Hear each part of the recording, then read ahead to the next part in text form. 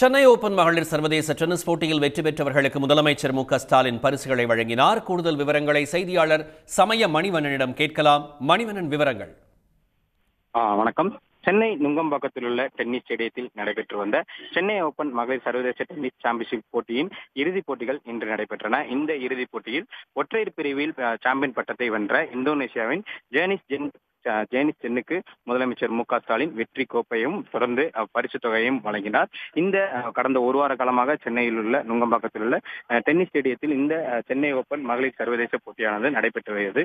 முதல் 2 நாட்கள் மழை காரணமாக தடைப்பட்ட நிலையில் அடுத்த 5 நாட்கள் தொடர்ந்து அனைத்து போட்டிகளும் திட்டமிட்டபடி நடைபெற்றன.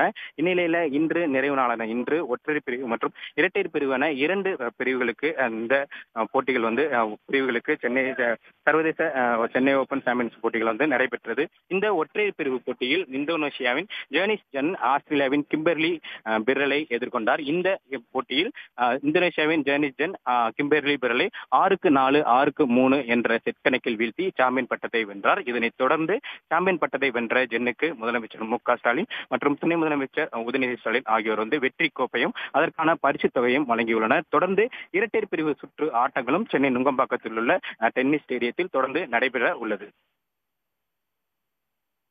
விவரங்களை பகிர்ந்தமைக்கு நன்றி சமய மணிவண்ணன்.